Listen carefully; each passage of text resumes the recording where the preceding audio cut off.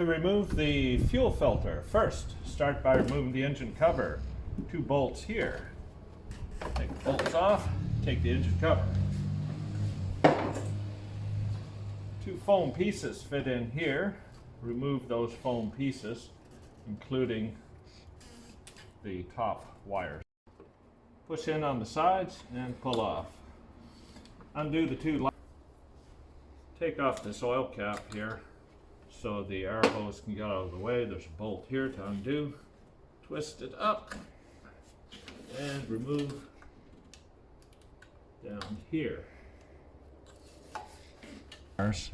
Inverted Torques, they call them, to take off, and a couple of hoses. This is the fuel in, the fuel out. Water, take the clamps right off.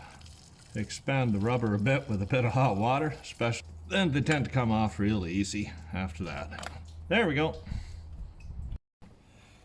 This is the water sensor, and goes right down the middle.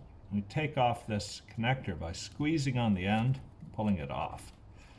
Then with the 3 Torques gone, rotate the filter a little bit to get it off the side, and you can pull it straight up and out, and the filter is out. Need a Torques. Torques for these 2 on the top for the sensor.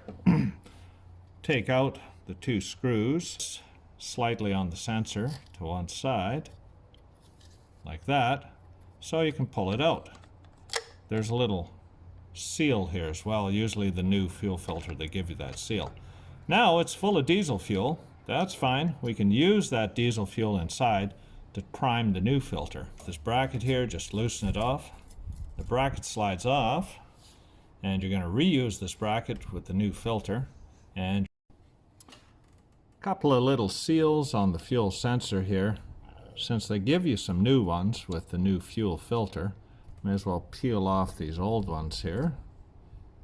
And okay, so this melted plastic skirt here, I'm pretty sure you're not supposed to have burning plastic under the hood, so we took this one off, and I cut this off the bottom of the new filter here. I just cut that off.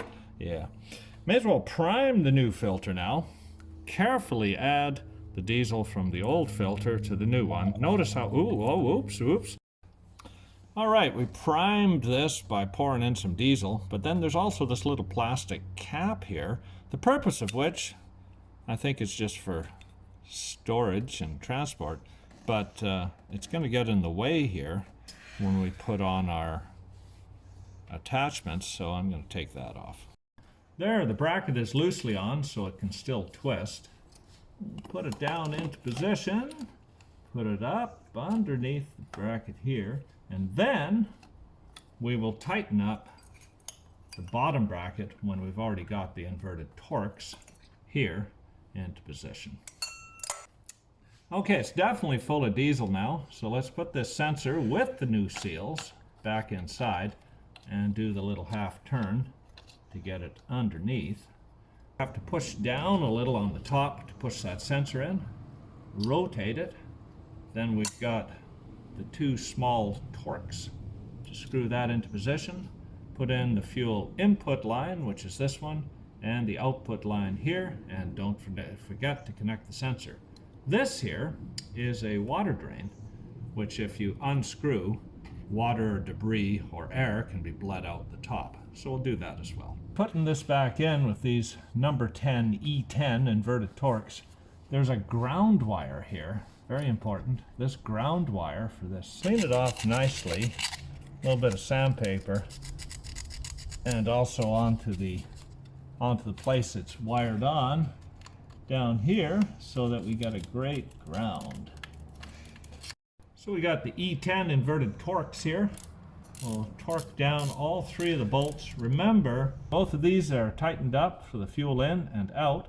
This is a water drain, and it also drains a bit of air, so you loosen this off a bit, like that, then get an assistant inside to turn just the fuel pump on. Okay, turn it on, Dan! And eventually, fuel should come out of here. And you can see some coming out. There we go. Oh, there we go. Stop, stop. It's done.